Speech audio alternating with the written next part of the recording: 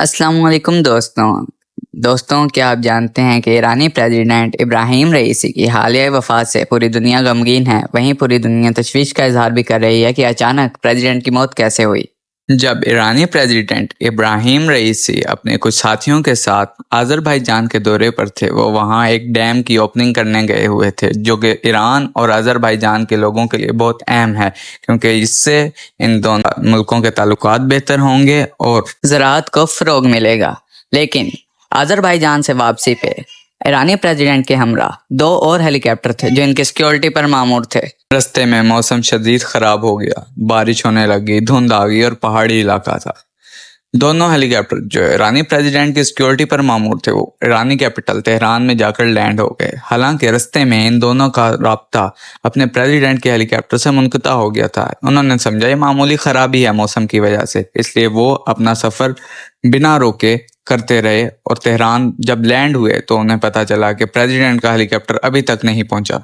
इसके बाद ईरान ने एक सर्च ऑपरेशन शुरू किया जिसमें उन्होंने प्रेसिडेंट का हेलीकॉप्टर ढूंढने की कोशिश की और इस वक्त तक ईरान को भी पता चल चुका था कि प्रेसिडेंट का हेलीकॉप्टर क्रैश हो चुका है, लेकिन उन्हें ये नहीं पता था कि कौन जिंदा है और कौन नहीं। यह खबर देखते ही देखते दुनिया में आग की तरह फैल गई और मुख्तलिफ ममालिक ने यह ऐलान कर दिया कि हम सर्च ऑपरेशन में हिस्सा लेंगे और ईरानी प्रेसिडेंट को ढूंढने में मदद कराएंगे, जिसमें रशिया, तुर्की और डिफरेंट ममालिक शामिल हैं। ये वाकया 19 मई को पेश आया।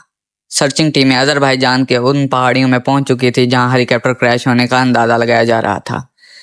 धुंध, बारिश और शदीद सर्दी के बायस यह ऑपरेशन बहुत ही मुश्किल था।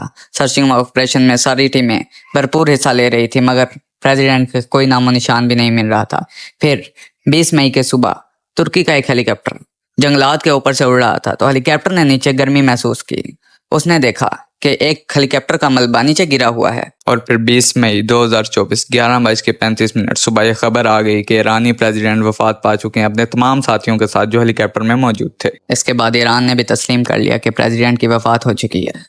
अब बात यह थी कि वफात हुई कैसे, अचानक हेलीकॉप्टर कैसे क्रैश हो गया।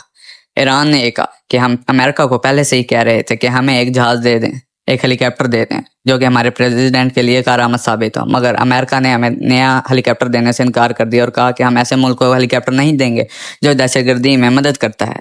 इसके बाद हिजबुल्लाह के सरबराह के बेटे का भी एक पैगाम ट्विटर पर सामने आ गया।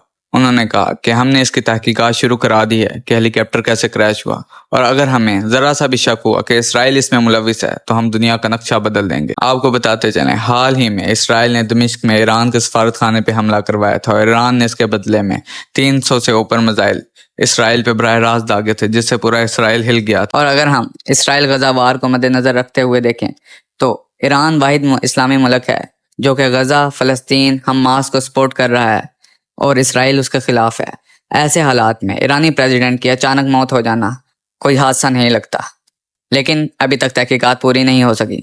जब तहकीकात मुकम्मल हो जाएगी तो फिर पता चलेगा कि क्या हुआ, किसने मारा, क्यों मारा। अगर आप इस तरह की मजीद इंफॉर्मेटिव वीडियोस देखना चाहते हैं तो हमारे साथ जुड़े रहें, क्योंकि ये टिकटॉक की वाहियाती देखने से बेहतर है।